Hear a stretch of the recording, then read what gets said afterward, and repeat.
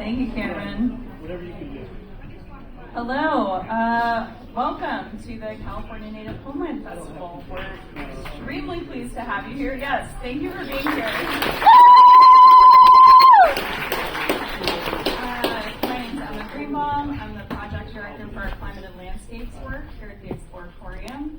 And we take a really place-based approach to thinking about climate change and thinking about climate adaptation, especially sea level rise along the bay here. And I've had the pleasure of working with Gregg Castro. He's the cultural director for the Association of Ramaytush Ohlone for a few years now. The second year we're doing this festival, and I think it got bigger and better, and we're so pleased to see you all here. Thank you for coming. We've also been working with Jennifer Bates, curator of many festivals. I think she's still outside breaking down the festival. Did folks get a chance to go outside? Yeah. Awesome. I'm really glad to hear that. We just had some incredible artists, culture bearers here, and we're super grateful to have all of them, super grateful for Gregg and for Jennifer's partnership. And I'll just pass it over to Gregg and let him start us off. Thank you so much. Let's give a hand for Emma and the entire Exploratorium team. They've been phenomenal. So Hershaptuhi, greetings. I'm going to make it quick. We didn't do an official opening this morning because we were having so much fun unpacking and setting up, and then people showed up right away, so we had no time. So we're going to do our unofficial, official opening at near the end. So that's just the way it happens in Indian country.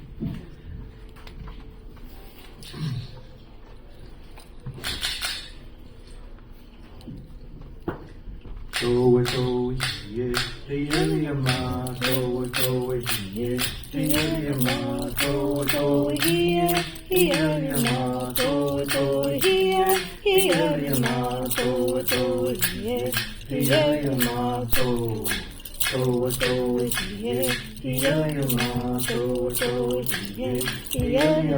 go ye, the ma, go. Go ye, the ma, go ye, the ma, go ye, the ma, go ye.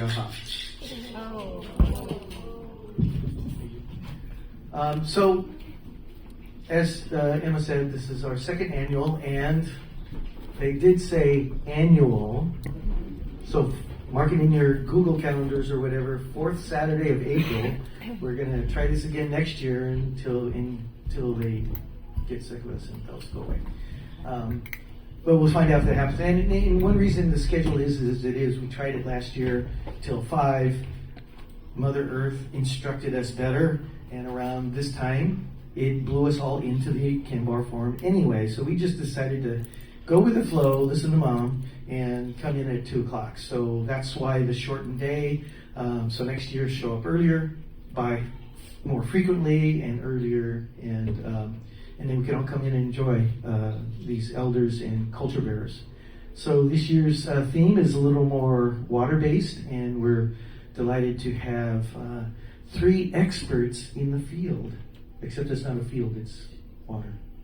Yeah. And I have to apologize more than once to Elle, our moderator here, Elle Frank, that I keep using the word boats.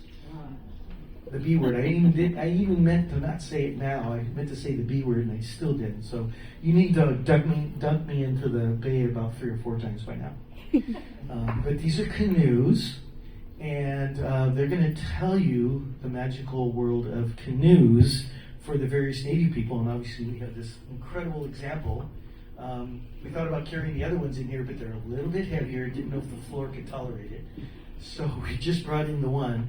And so I'm going to just hand it off to Elle and have her take it away.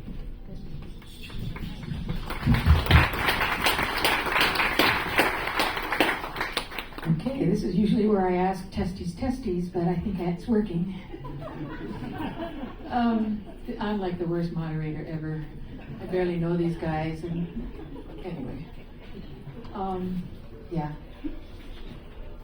Tupash, Engamawish, Mila Yachlo, Nga Nga Nga, Spulano ngaloma nga nga nga nga nga nga tupa shengamawish mila yachlo nga nga nga. I sing that because I do know these guys, and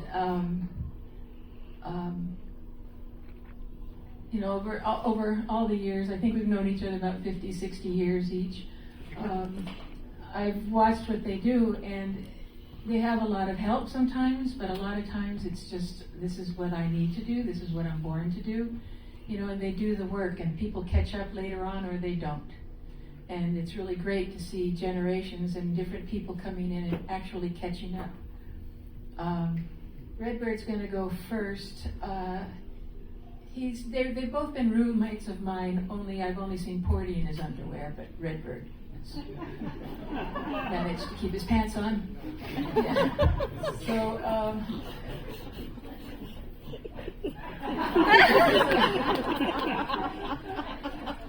yeah, okay. All right, guys. I think I was supposed to behave. Oh, it isn't church. All right.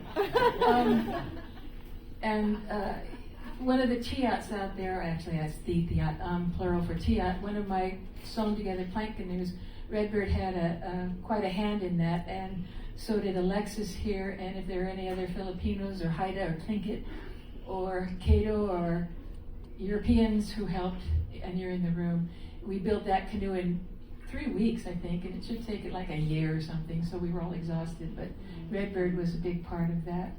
And he's going to talk to you about what he's been doing lately, since we haven't been roommates.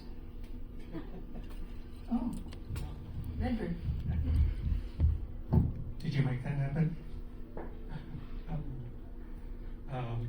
Thanks. We all know Elle Frank's the best moderator. Even though she says she's not. we like that. We like your style.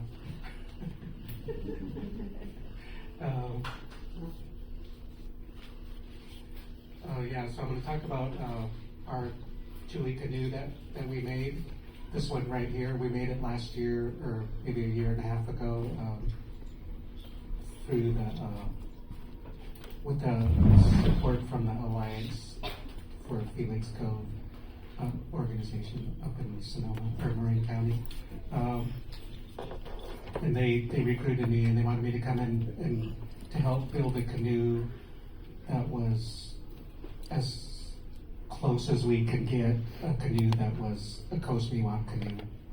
And as far as we knew that there was no living examples of Coast Mewuk canoes, so I just had to come up with one that was using the styles from the tribes around the Coast Miwoks, like the Pomos and the Ohlone and stuff. So it's kind of like a blend of all of those to create a Coast Miwok canoe.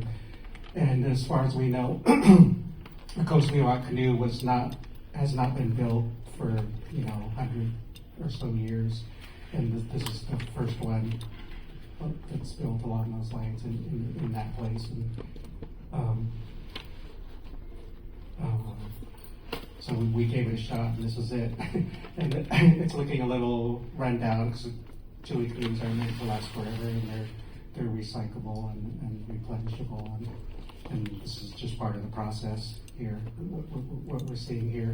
And I had a rough winter, we had rain all winter, and so even though it was in a sheltered spot, it was moist for most of the winter, so that's why it looks the way it does right now.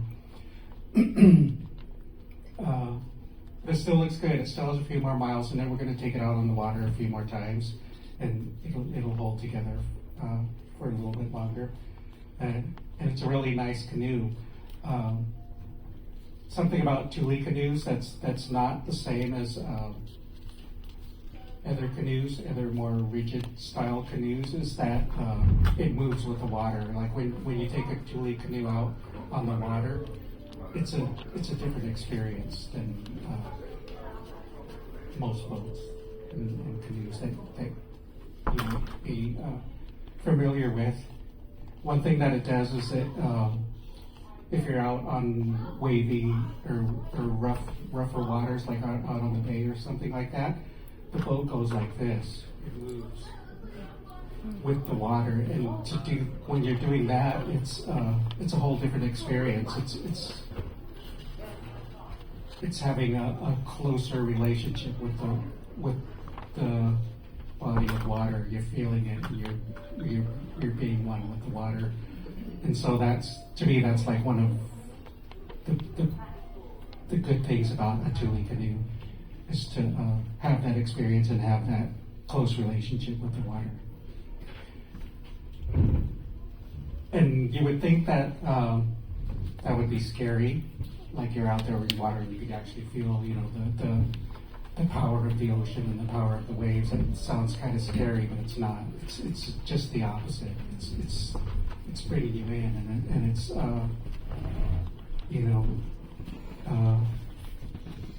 welcoming and natural, and it feels good, to feel that.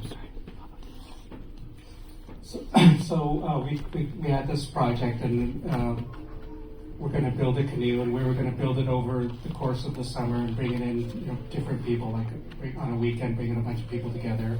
And let's see that. There's another picture. Like the first thing we do is gather it. Like we brought a bunch of people together, and we have a weekend of gathering and bringing in always 2 weeks. It takes a lot of Thule to make even something this size.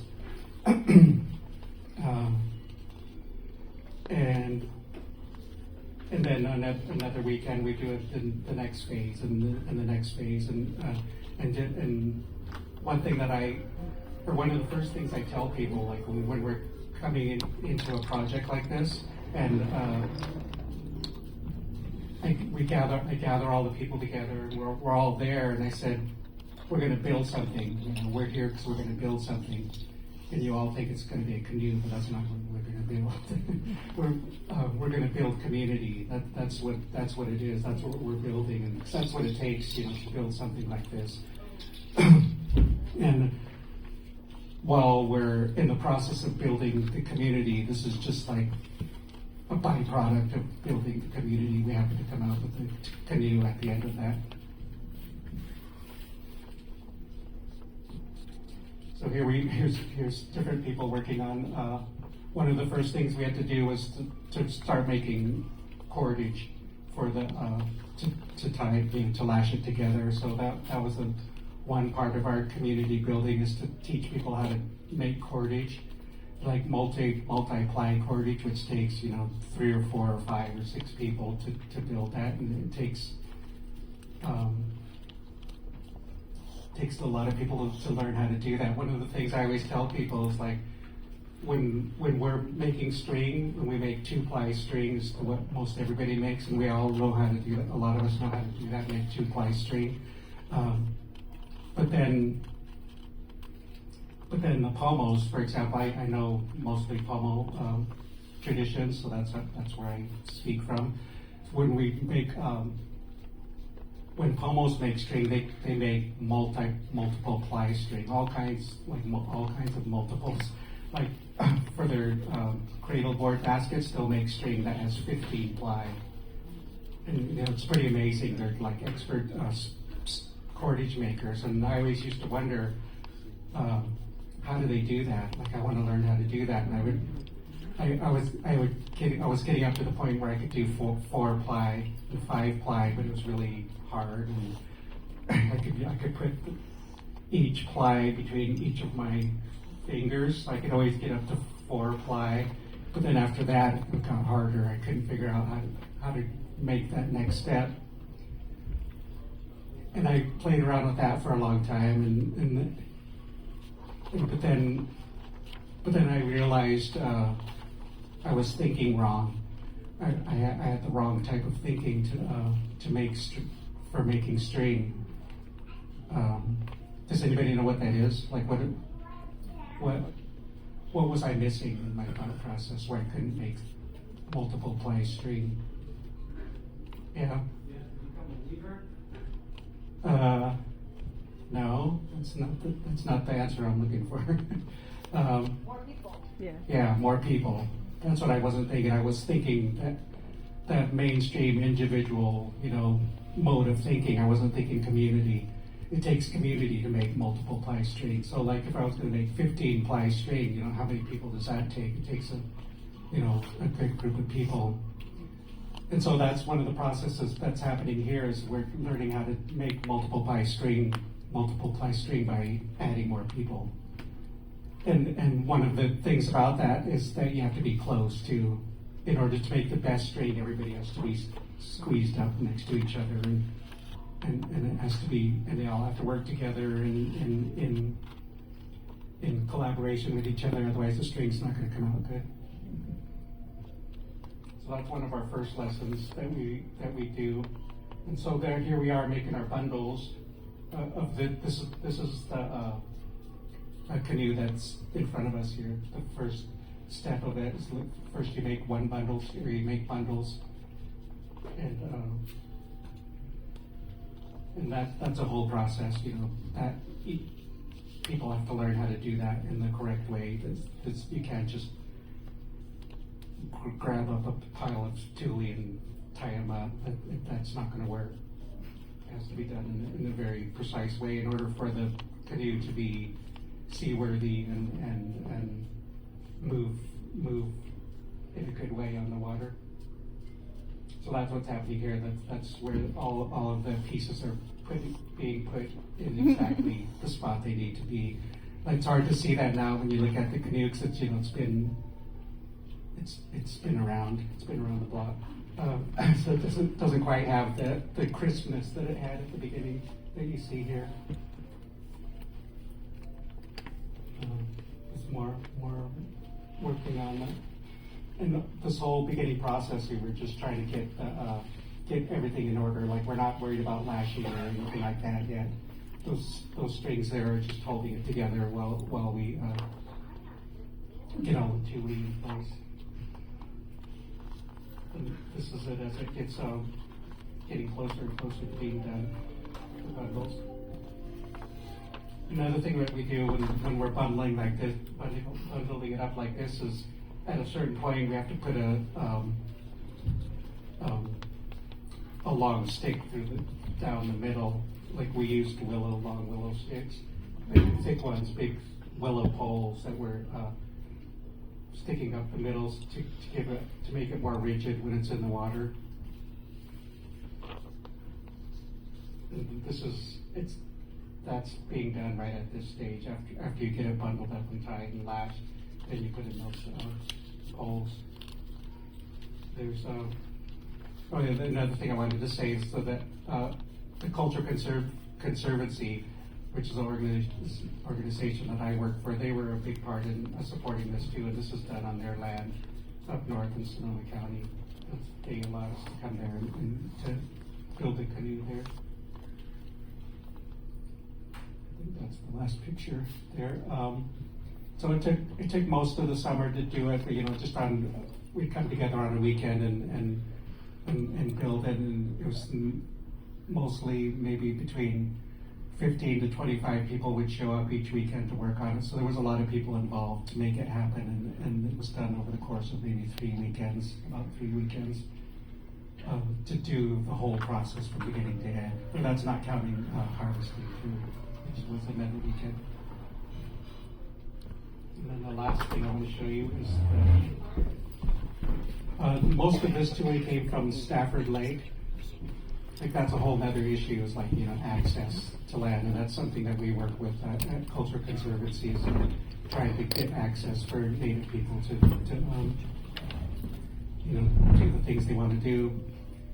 And so we were able to work with the state park system, and we were able to get tule from Stafford Lake, and because a lot of people in those positions, in government positions, are starting to realize that land needs to be tended, it needs to be used, needs to be harvested and stuff, and that process is going to make it healthier. So more people are listening to us about that, so they're letting us come in to do things like that, to harvest.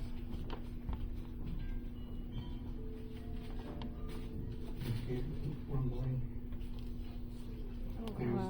picture. And here it is on Wallace Bay.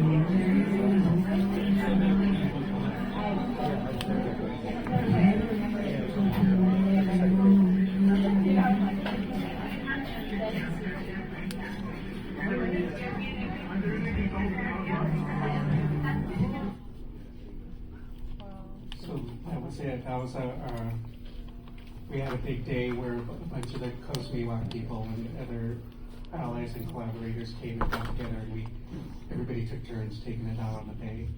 Probably took 50 or 70 trips out there, different people. So that was a fun day, a good day to do that. Everybody was excited and happy, and we had songs and blessings and prayers, and as we marked it as a day that the Coast Miwoks were putting a canoe back out on the water. So that's the story of this canoe. Thanks for listening. And we have plans to do another one this summer too, or sometime soon. We're gonna do another one. Another canoe. Keep it going. And now we have a lot of people that have learned and can help to carry this on to carry this style of canoe on.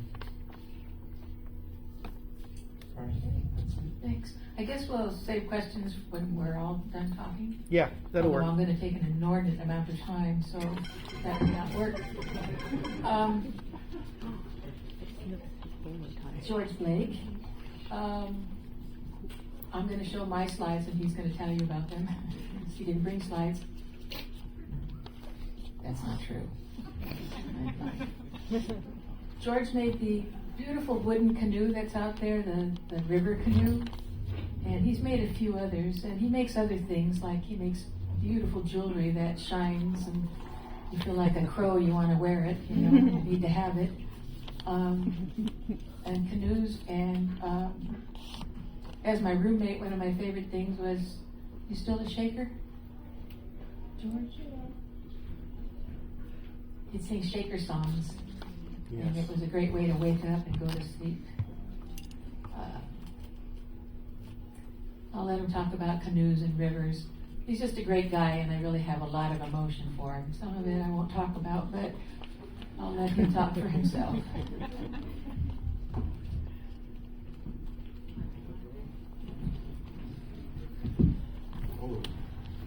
Yeah, good.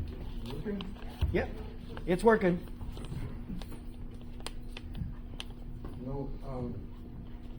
Been making canoes since '75. My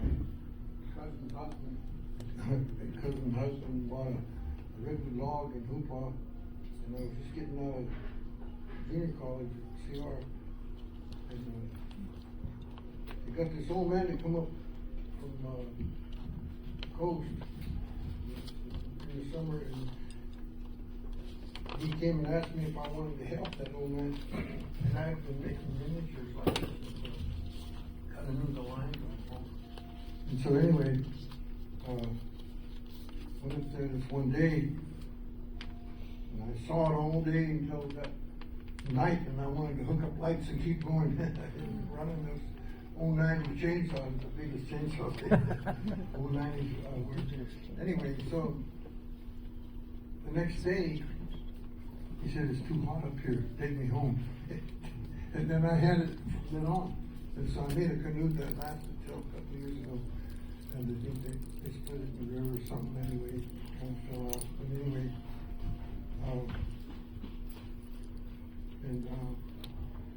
I started making canoes when I got out of school and from Davis. And I made one for senior project.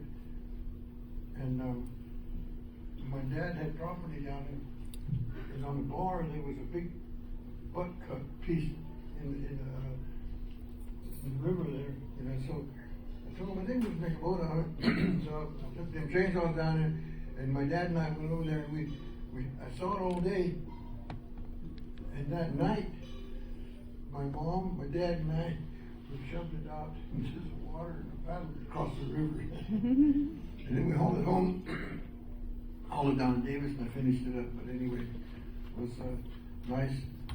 There was an artist in Davis. I saw him recently. Anyway, I don't know whether he's still alive, but it's Manuel Deary. He said that was a beautiful thing you ever saw.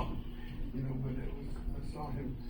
He's a famous sculptor. The studio where Michelangelo opened up in Italy. But anyway, so the canoes, I came down and I launched one off the High Street Pier. It's a 2-day operation there, so I worked on it a while, and my cousin's husband and my son, the guy out here now, Jakey, we launched it right into the bay and it just floated really nice. And some years went by, I was doing the museum in Hoopon, I got hooked up with Ann Smith. She was working for the Park Service there. And so I got wood from them.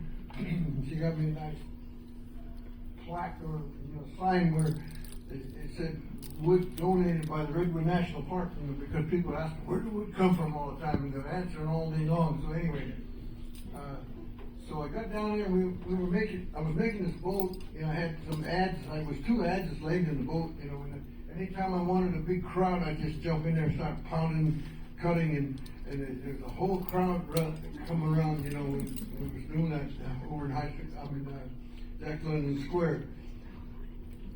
And then a guy jumped out of the crowd, and he jumped in the boat, and he said, I know how to use an adze. And I turned around and walked toward him, and I kind of got peeved about that, I walked toward him, he jumped out of the boat. And then he jumped in the crowd, and then he kind of said, that ain't the way the Indians made them a long time ago. I looked at him and kind of raised my voice. I said, when the man comes to buy this boat on a covered wagon, we'll talk about how they made them a long time ago. Other than that, get the hell out of here. All the other people left too. It was funny. I told my friend Ann Smith who worked for Park Service, and then she wrote that up in something over there at the Park Service. But it was a exciting thing for me to make the canoes for the deerskin dance in Hoopaw. And after I had made a few, and I was going through a deep place in my life once, and I had a camera, but I didn't take it down and photograph the dance, but I photographed them boats, and I looked out there, standing there, I told myself, there was one boat this old man made, and another one, the other guy's gone, this guy was alive yet, but anyway, so I'm not getting rich and famous as an artist, but I must be doing something for my people. The other 5 boats I made. Oh. So there was maybe 20 years went by, and I got invited down to, they started to dance in the Klamath River, and so I got hooked into that, making boats for them. And so I made a picture of them with a block print, like that.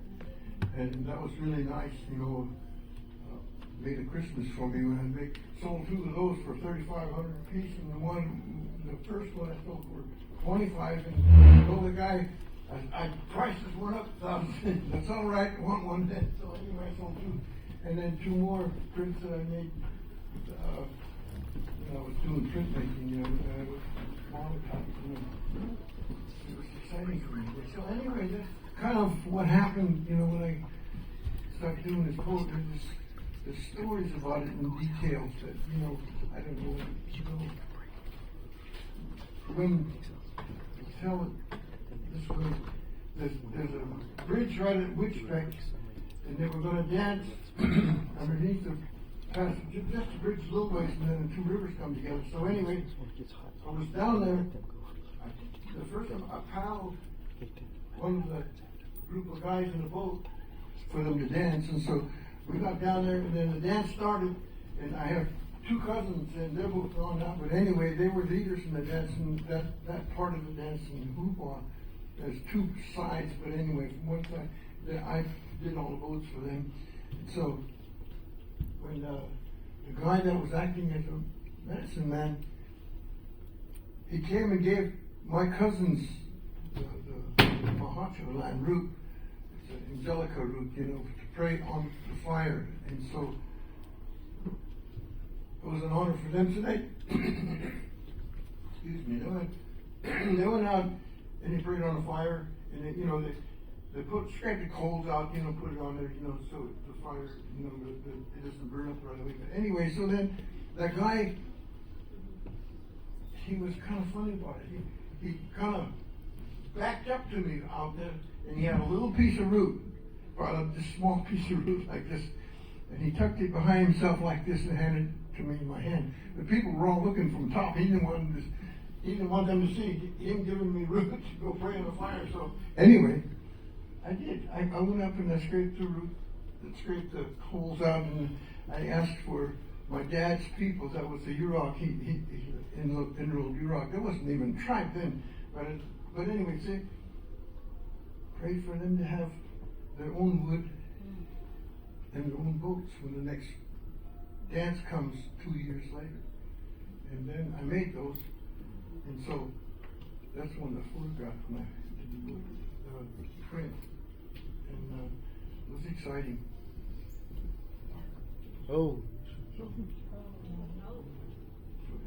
Yes.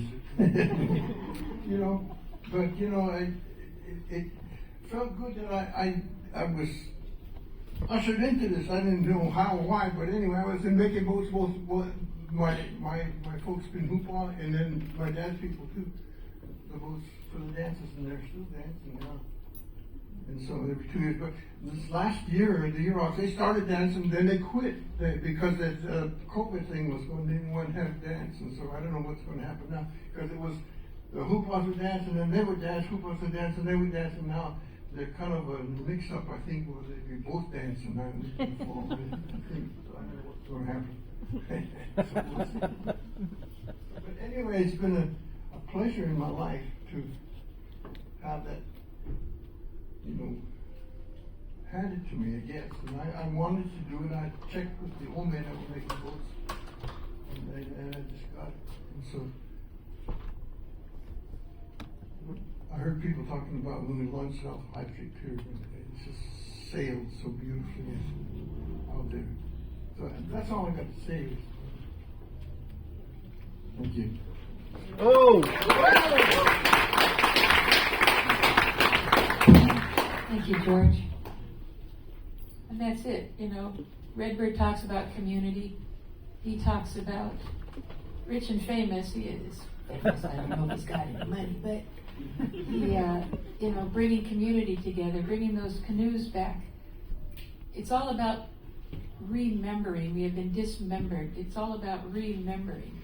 And it took us several hundreds of years to get where we are, and a whole lot of outsider help to do that. And now anyone who shows up and is willing and understands where we're coming from and where we intend to go, you know, they're welcome to help. And the help is starting to arrive.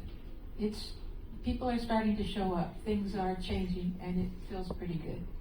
So you want to pass me that little remote there, Redbird? It's on the table there. Yeah. I have no idea how to start mine.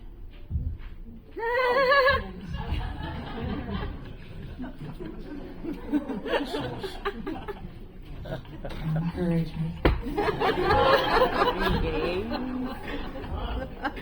I start with this because of how people think of California natives. Like, this is down going to India. There's this beautiful mural, and the desert is in the back, and it's that morning glow of the desert, and the people are happy and moving. And there's a plaque at the other end of it. It says, "The natives wake up to another harsh reality," you know, where they have to like eat grubs and dig in dirt, you know, just kind of like, just look at the painting. And this was before the days where you had to get consent.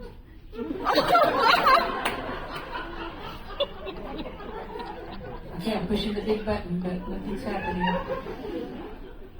All right, Redbird, let's switch slides.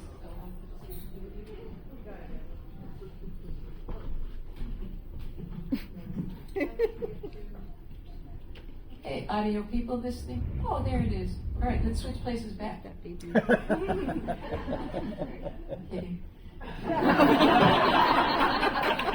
No, I'm not. All right. Okay, I throw this map in. There are better ones now, but there weren't before, of real place names. Like, you always hear stories, oh, we called these people that, but we're really called this. Like my friend who helped make my first canoe, he's Wailaki, but it turns out some other Indians, some white guy said to them, hey, what do you call those people? And they said, well, we call them Wailaki, but apparently that means enemy, so the real name is Caneste. So this map, I used to show this to school kids and others about everywhere you go, there we are, even though I come from an extinct tribe, a couple of extinct tribes. So, and those are California natives, and I hate group photos, so I made them all put their hands up, because, you know. Oh, come on now, why won't it switch? I guess I have to be over there to make it switch. Woo! Oh. All right, well, I would have known a lot more and been further along, except these guys showed up. Okay, yeah, keep pushing button. Oh, this is a picture of my village. Many of you have probably been there. It's called Los Angeles, City of Angels. Yeah, right. Yeah. Oh, there's, okay, that switched on its own. This is from my other village site. That's a nuclear power plant behind it. If you want to surf, the water's very warm right there. And if you want to take a walk to the other side of those buildings, which I really love to because the beach is so nice, there's a guy with a big machine gun. They're all big to me. And he's wearing all black and he follows you like this. Oh, it's Sunday morning. You went there to have a bagel at the beach. And you're on Homeland. So I'm just... there we go. Just trying to give you an idea of who I am and how I got here, I don't know. So, this is me, city bear, urban Indian. Yeah, that's what I do at museums when I'm supposed to be working. I lay around with all the objects. So I've gone all over, well, I spent a lot of time in France being chased by neo-Nazis and other people, and other countries in Europe because they have quite a bit of our stuff. You know, second sons got ships, came over here and loaded everything of ours and took it somewhere else. Mm-hmm. Well, we want to know what it's like, what it is, what it's about. So I went over, and the top left, or whatever side it's on for you, there's a bowl with inlay of olivella shells. And then on the right, that's how, oh, I didn't do that. Okay. On the right is a green bowl that I made. That's the first one in 200 years because I went into a museum and it said, the Tonga Indians made stone stuff. And I thought, oh, hell, I better make some stone stuff. So that's the first one that I made. It's small. It's only like 50, 60 pounds. Yeah. Where is that? Jennifer, does your sister have that? Where is this? I don't even know. Anyway, there's some of my peeps wearing the famous loincloths we all wore. And out on the island of Pimu, as you know it called Catalina, there's shells of rock, which I'm really mad because the tourists are doing stupid things to it. But anyway, that's how you excavate for a stone bowl. So I had to figure out how to do this stuff because being an extinct LA Hollywood Indian, who's telling you stuff? You know? My ancestors were telling me to do all these things before I was born. And when I was a small baby, I would play in this land where there were 400 women buried, and they would tell me stuff. But then when I got bigger, there was nobody else who knew anything, and they all thought I was a weirdo. All right, next slide. There we go. There's the bowl close up. I was artist in residence at the Headlands over here in SF. Next slide. I guess I'll just say next slide. This is the first canoe made in 220-something years, and it's called the Momanahiko. A woman had a dream about it in my tribe, and this man who, by misfortune, an accident, he had some money, and he said, well, I will pay for the wood, and you can build the first one.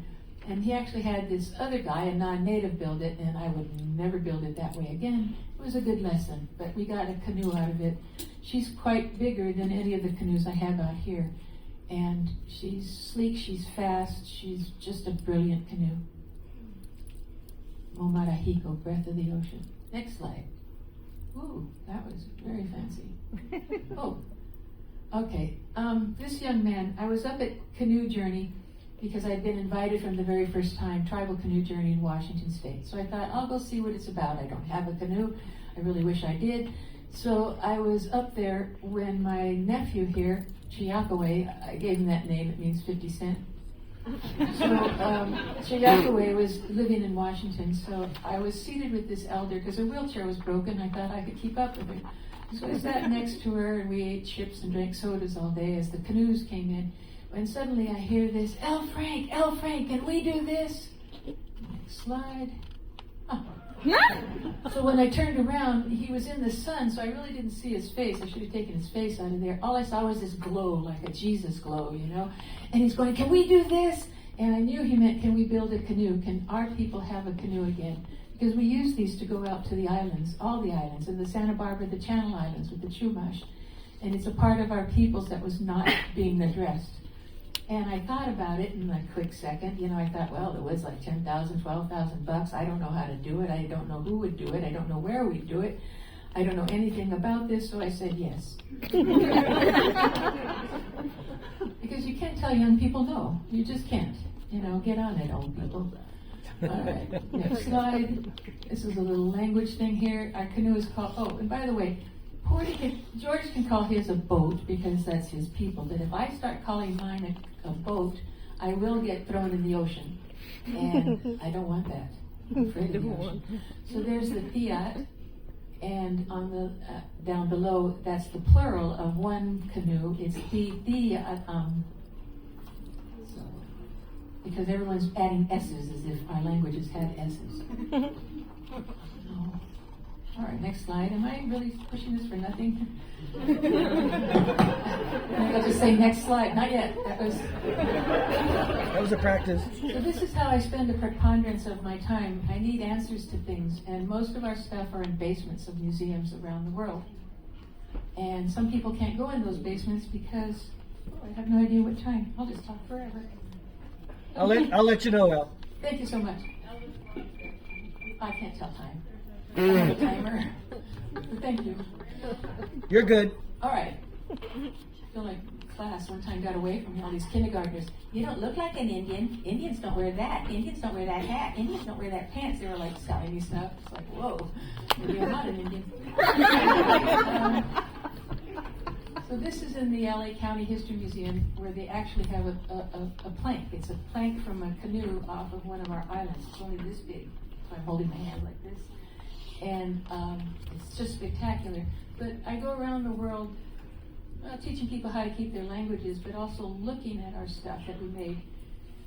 Because when the artists make new things, or make things that are old, again, it wakens up all these emotions and intellectual curiosities in other people. And I don't do that for those reasons. I'm just really nosy and love museum basements more than I like throngs of people. Next slide. And there's the segment of plank. They weren't long like ours were. They could just salvage. The longest would be about like this.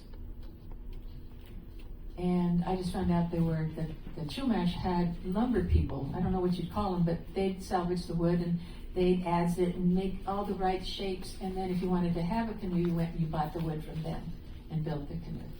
So this has asphaltum and pine pitch and charcoal in it. And it has the holes for the string because they're steamed, glued, and sewn together planks. The only plank canoe in the Western Hemisphere or something silly like that, except for Peru, I guess. But so the museum at the La Brea Tar Pits and the Natural History Museum, they've given me a tar pit. It's like, here, El Frank, have a tar pit. So I'm really excited about that, and I'm inviting other Indians to join me in the tar pit. But they also have spectrometers and mineralogists. Mineralogists. And they're going to test this piece of plank for me to see if they can't help me with the recipe. But look at the pretty little adze marks on there. That guy who jumped in your canoe, he probably worked on that. Next slide. Okay. This is a side that really upset the men for a long time, because when the Chumash first started making canoes first, and they would do things like, women, stand back. We will tell you when we will let you on the canoe. But don't touch anything. So that went on for a silly number of years, right? Because we're a men's group. Okay. Well, this young Chumash woman who's now a linguist, she runs into my room one night and she says, well, the door was open, so it's not like. And she says, Frank, you have to come with me. So in the bottom of this box, it was marked miscellaneous Chumash, it was actually miscellaneous my people. It was a little torn piece of paper with J.P. Harrington's notes. And there were drawings, and there were 2 paddles. And one paddle was round, and one paddle was triangular. And it said, men's paddles are triangular, women's paddles are round. Yeah, we took that news back, and you should have seen those guys. They were like, yeah, we're tough. And we told them that, and they went, oh. It's like, dudes, this is an asset. You know, why are you so sad? So, anyway, women, we had our own paddles because, you know, we were buff then. Right? I just watched TV, no buff. No buff. So this is one of the places where you find information in the bottom of a box, a torn little scrid of paper. You have to check every single corner, even if it's not your own people's names. You have to check all the surrounding. You have to be so thorough. I should be a detective in a British TV series. Next slide. Oh, this is a J.P. Harrington note. It tells you where to carry your passengers. I put it in water because I can't stand leaving things alone. But it tells you where to carry your load and how to set your crew. Next slide. This is another way we learn from these tapes that we're not allowed to record. And they're back in museums in D.C. and Maryland and other countries. So this is all how you build a canoe. Next slide. Oh. These are canoe stone, they're effigies. If you were a canoe owner, you had one of these small canoes. Next. So I made that little one that's up on top out of stone, and it was great. Over at the Berkeley Library, the Hearst Museum. What's underneath there, the basement, where they have all their stuff on shelves and things. Bancroft. The Bancroft, the collections room. Well, the director and a group of them come running towards me going, Frank, this is a real anchor from your people. We think you should take it on journey. And then they all stopped and went, well, maybe we should ask the director. I almost had it, but it's good size. Well, that's an anchor. We also use seaweed over the bow. Okay, next one. We've had lots of help. Lots of help from the Chumash, especially Ray Ward. He's made a canoe. There's Chayakaway, and then these 2 people are Maori, and they build canoes for the royalty in Aotearoa. They tried to make me make the boat bigger. It's just because they're bigger. Next slide. This is a knot. It's a specific to that's on the inside of the canoe. That's how it's tied. It's a specific knot. The canoes one has over 400 holes, and when you pull those knots in, those knots go into the holes. Redbird's worked on those knots a lot. Tech, we didn't see her for months. She was inside the canoe. We'd go, where's Tech? In here. Next. Oh. Okay, I meant to take that out.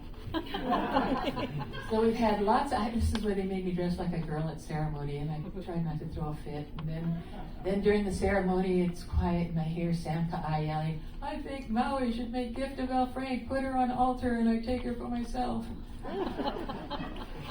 I'm from California, can you do that? But anyway, the Hawaiians have been another prominent group in us building our maritime culture back. So the future queen once dressed me. I have on.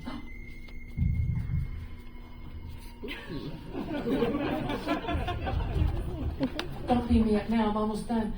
Anyway, the Hawaiians have really been there, and their elders have really talked to me a lot about canoe, and they've also talked to me about El Frank. Your people don't have these ceremonies anymore. You go, you make ceremony, everyone hates you. El Frank is everything wrong. Creator's gonna, poop on her head. Don't do that, shouldn't do that. And then he says, next year, they take it over and they say they made it and you're not invited. He says, but you've got people doing things no matter how it got there. So I learned a lot. Next slide. Oh, wow. See? That look on my face, these are 2 of the men who stretched to tap my eye. And they're kind of naked. They're wearing that little thing, And my hand was around the person over there smiling bigger. Because my hand had been on his waist, and somebody said, I want to take a photo of this other side of his tat. So he turned, and my hand slid down his butt. And I thought, do I move it? Next slide. Oh, I've even had help from a pirate. There's a guy called Taylor Mack, and he does the history of the world through the eyes of the disenfranchised. It's a brilliant show. I mean, it's huge. This is a huge theater in LA. He gave me $1,000 because he was in my Homeland to go towards the canoe and the paddle that the pirate's holding. Hard, maybe. Next slide. Here's the bottom keel. Here's, oh, yes. Okay, good. This is Tech Tech. See, she got smaller. She shriveled up. Anyway, there's over 400 holes, and she's made sure that's why I put tape around all 400 holes, 4 pieces on inside and outside, because if she comes along and sees I haven't done that, she looks like her mother at me, you know? It's like, okay, I'll put it on. Anyway, 400 holes. Next slide. This is a steam board. It's steamed for about 2.5 hours. And then you've got to act real quick. You got like 6 minutes, 7 minutes before it hardens up again. And it's kind of a trick because it's hot.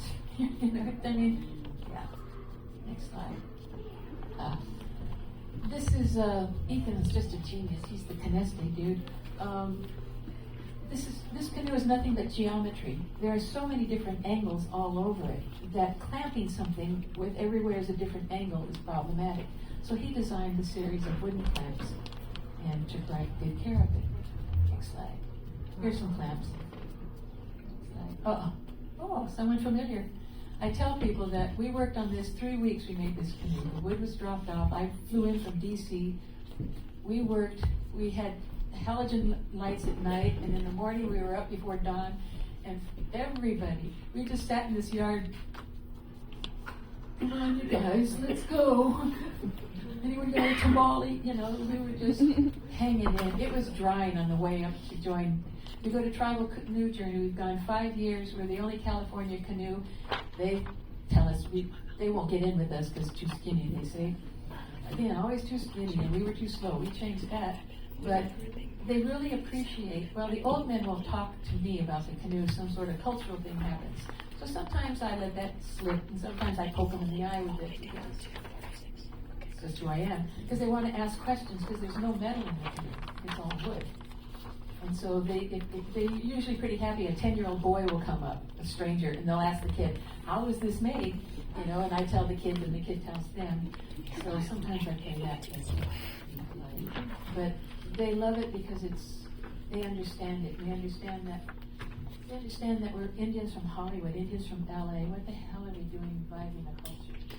How the hell are we doing that? With the help of an entire community of peoples who understand that the same thing for their own peoples. Next slide. There she's thinking of something else.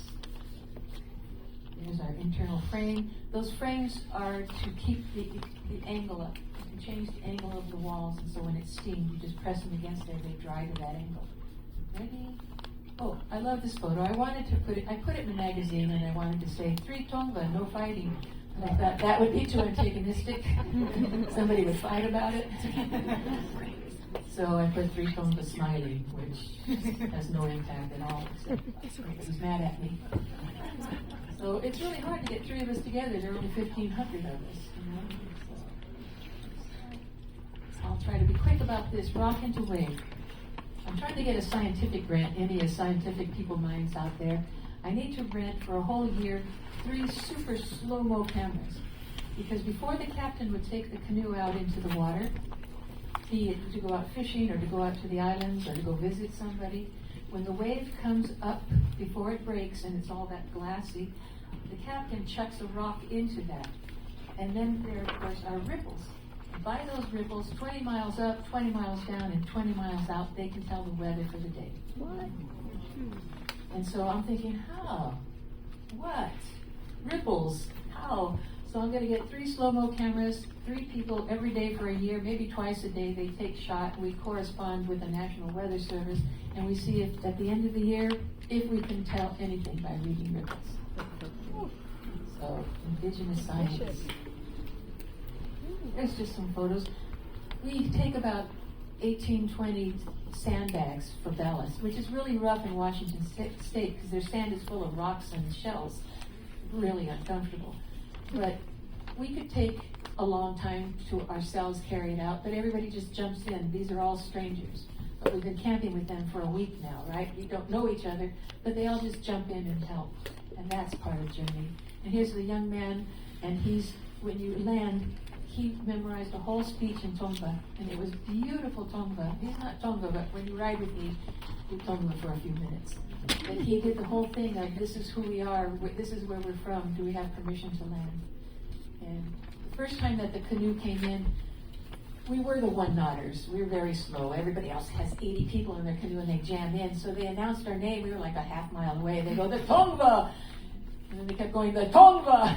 The Tongva! And finally we got there. Now we're going to get there much faster. But when we actually did get there, it was one of the times in my life when, and I could feel it in the other Tongva in the canoe, Tongva Dam in the canoe, is that we had no breath because our heart was so enormous that there was no place for anything else to happen. Next slide. This is us compared to them, so yeah, they're gonna go faster. You know? Hi, you guys, can we play? I didn't take this shot, but you always have to do protocol, so out of protocol we got 3 more songs. Chiyaka way there with the yellow rattle. He's kind of like got hummingbird energy all the time, but we had a song, and we had never sung protocol before. And so the song is Kwakwaro het como Kwakwaro het como Kwakwaro het como. He was so nervous because we were supposed to. I'm back in my tent watching the Magnificent Seven in my tent, and the car pulls up, and I hear him. He goes, "Oh, Frank, we've got to go back there. They said we're going to have it at 12, but we're going to be on at 9, and everybody's in their pajamas, and they're all eating oatmeal, and I don't know what to do." And so he brought it back for me, which was nice, you know. So then I went back, and everybody's going, "What?" with their bowls of oatmeal. So we went in the room, Kwakwaro, and we practiced, and we come out, we sing Kwakwaro, and the second one, this boy goes nuts. We're singing that, and he goes, Kwakwaro, Kwakwaro, Kwakwaro. So our first protocol was kind of like this round, you know. And we all finished on the same notes, so it was good. We'll get used to it. We're extinct, remember? There's our canoe. Right after the Hawaiians ran her into the pier. That's good.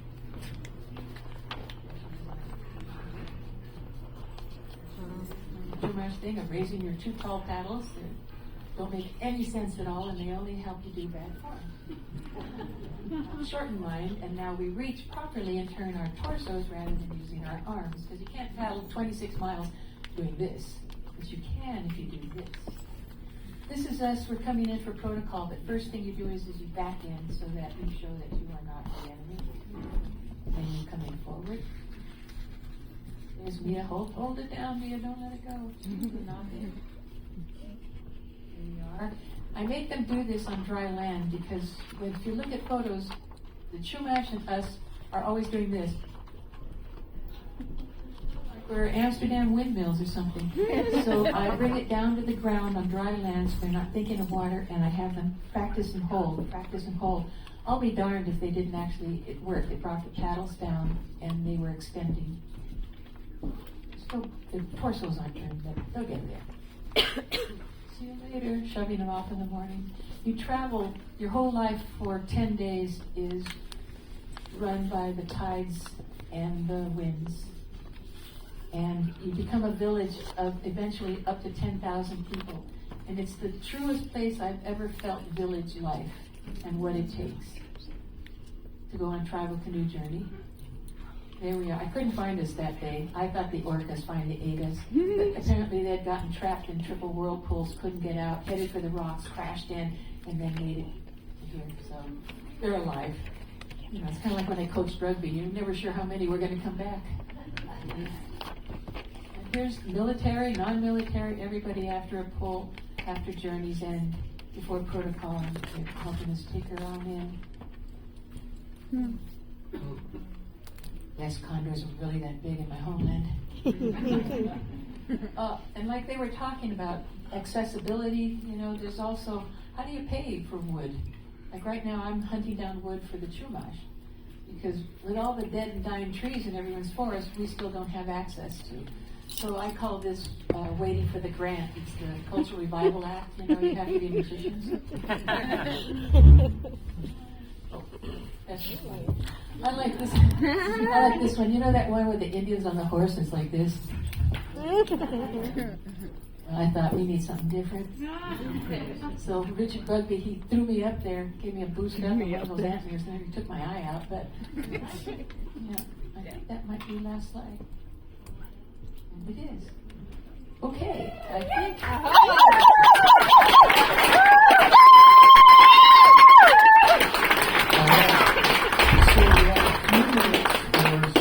Q&A. Does anybody have any burning questions? Oh, we got a winner already. Hold on. Before I ask my question, I would like to thank all of you for sharing your knowledge and your culture with those of us that are not familiar with it. And it brings wondrous joy to my heart to see your pride returning. And my question is, between a rigid canoe and this style of canoe you were talking about being in the water and it feels more alive, would it be somewhat similar to riding a horse in a rigid saddle or bareback? Yeah. Anybody want that one? I have tibial torsion. I guess that's my question. I don't know. I have no idea how riding. I mean, I've been on a horse twice and it threw me into a wall. So, but the difference is what he's talking is the same thing as when you're in this, as when you're in an air balloon. You're moving that way. You're a part of. Yeah, that's yeah.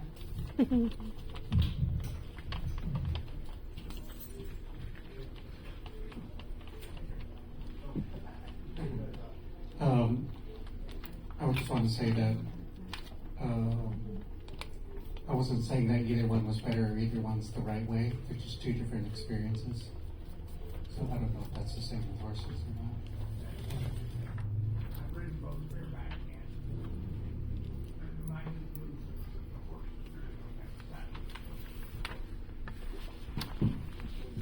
the horse. The canoes had different purposes too, and they're usually were in different styles of water, if that's the right word. Anybody else? Next. All your questions have been answered. Oh. I just want to know if you could tell us what this is and who your people are. You guys start over. No, not just briefly. I know I don't want to bore everybody, but. Go ahead, River. Bikes.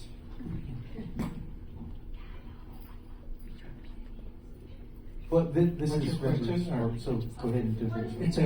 It's a Thule canoe. It goes in the water and you ride in it. It's Across the bay.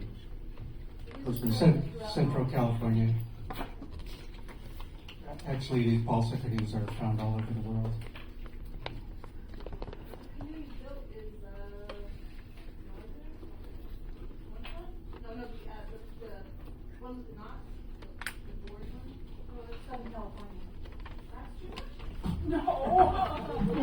Oh, no. You had to be here for those feet, sorry. Okay. The only Indians who exist are Hopi and Chumash. If you look at maps of California.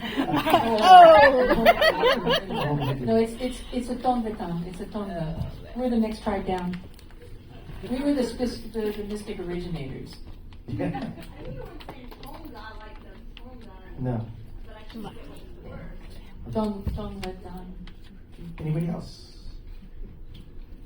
Yes, we're not going to run up there or yell. Go Gadget Arm. What would you share to young people who want to learn how to build their own boats? What would you say to them, to our native California youth?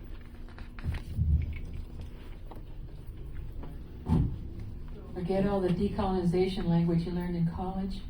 And you started out, the theme, I think, with Redbird too, was community. Yeah, another good thing that helped me along was to experience. experience it, like get them in a canoe, and let that, spark their inspiration. That's what happened to me. Like the first canoe that I was in, I was 12, first Thule canoe, and that's where all my inspiration comes from. Was when I was able to do that. Just as a side story to that was I built that canoe with the help of a elder that came to a summer camp that I was at.